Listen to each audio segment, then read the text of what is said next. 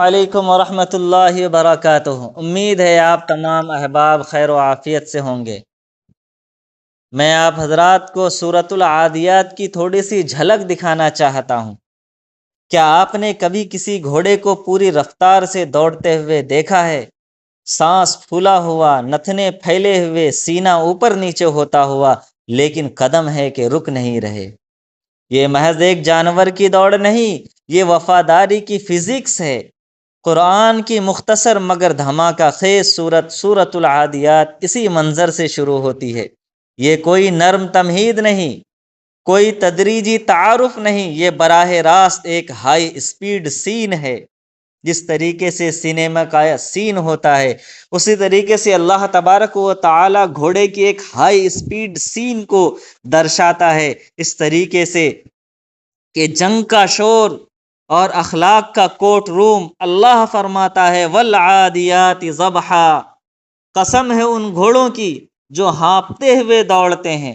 لفظ ضبحا صرف سانس لینے کی آواز نہیں ہے، یہ سینے کی گہرائیوں سے نکلنے والی وہ بھاری دباؤ والی دھمک ہے جو اس وقت پیدا ہوتی ہے جب جسم اپنی حد سے آگے جا چکا ہو۔ یہ فل کیپیسٹی آؤٹ پٹ ہے۔ گھوڑا جانتا ہے کہ سامنے نیزے ہیں، تلواریں ہیں، موت ہے، مگر وہ رک نہیں رہا۔ کیوں؟ کیونکہ اس کے پیٹھ پر بیٹھا ہوا مالک اسے ایڑ لگا رہا ہے۔ یہ ہے لائلٹی پروٹوکول۔ حکم ملے تو جان بھی حاضر، توانائی کی ٹکر اور چنگاریوں کا عالم۔ پھر قرآن کریم منظر کو اور تیز کرتا ہے، فرماتا ہے فالموریات قدحا، پھر وہ جو سموں سے چنگاریاں نکالتے ہیں۔ یہ کوئی شاعرانہ مبالغہ نہیں، یہ کائنیٹک انرجی کا تھرمل انرجی میں بدلنا ہے۔ رفتار، رگڑ، ٹکراؤ اور زمین سے آگ نکلتی ہے۔ گھوڑا صرف دوڑ نہیں رہا، وہ اپنی طاقت کو نچوڑ رہا ہے۔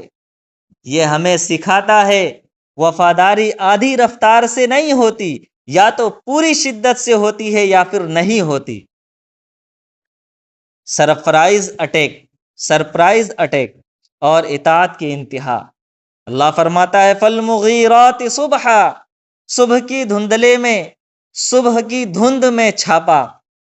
رات بھر سفر کے بعد جب جسم آرام مانگ رہا ہو، اسی وقت حملہ۔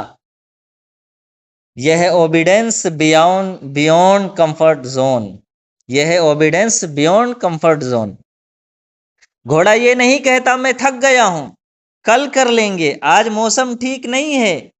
وہ بس دوڑتا ہے۔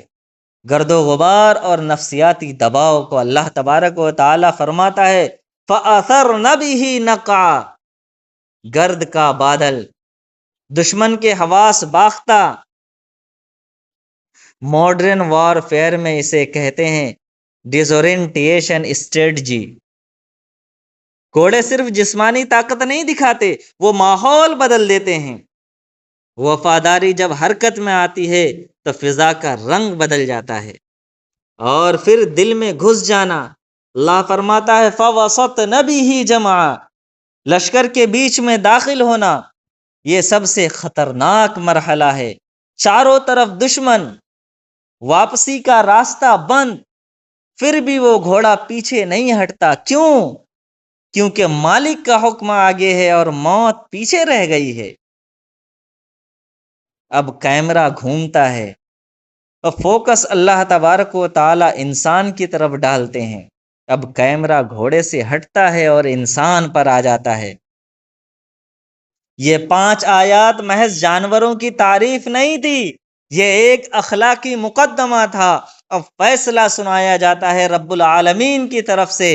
اللہ تبارک و تعالی فرماتا ہے ان الانسان لربہ لکنود، بے شک انسان اپنے رب کا بڑا ناشکرا ہے۔ لفظ کنود یہ عربی لفظ کا نفسیاتی شاہکار ہے، یہ عربی زبان کا نفسیاتی شاہکار ہے۔ کنود وہ ہے جو ایک تکلیف کو تو یاد رکھتا ہے لیکن 1000 نعمتوں کو بھول جاتا ہے۔ لفظ کنود ایک تکلیف کو یاد رکھے اور ہزار نعمتوں کو بھول جائے تو کنود کا لفظ استعمال ہوتا ہے۔ اللہ تبارک و تعالیٰ نے یہاں لفظ کنود کا استعمال کیا ہے۔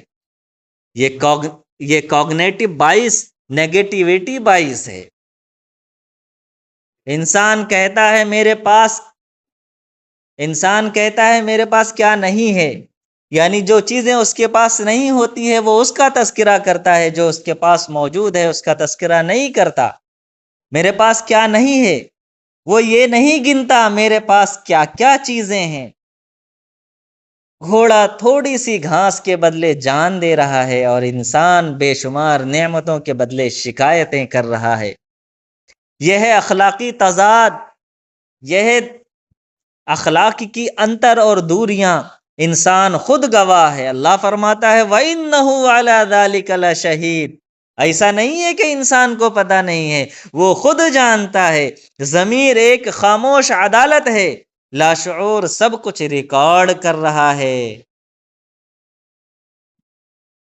سیلف اویئرنس موجود ہے مگر سیلف ریفارم نہیں ہے۔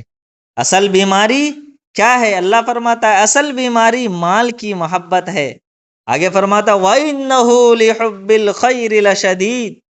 اصل بیماری اللہ تعالی نے فرما دیا، اصل بیماری مال کی محبت ہے۔ اس آیت میں لفظ خیر سے مراد مال ہے۔ انسان نے دولت کو ہی الٹیمیٹ گاڈ بنا رکھا ہے، وہ بھی ہانپ رہا ہے لیکن اللہ کے لیے نہیں، مال کے لیے۔ گھوڑا مالک کے لیے دوڑتا ہے، انسان مارکیٹ کے لیے دوڑ رہا ہے۔ گھوڑا وفادار ہے، انسان سرمایہ پرست ہے۔ پھر آتا ہے قیامت کا ہولناک آڈٹ۔ اللہ تبارک و تعالی قیامت کے ہولناک منظر کو اس طریقے سے بیان فرماتا ہے اذا بعثر ما فی القبور وحصل ما فی الصدور۔ دو مرحلے ہیں۔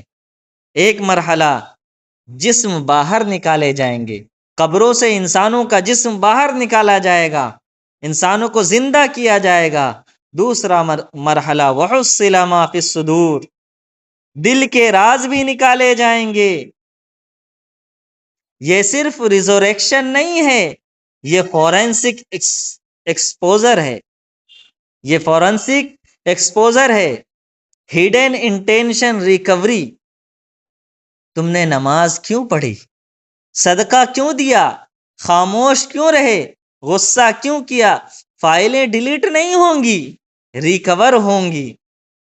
اور اللہ تبارک و تعالی آخری ضرب لگاتا ہے، فرماتا ہے ان ربہم بہم یومئذ لخبیر۔ خبیر، اندر کی خبر رکھنے والا۔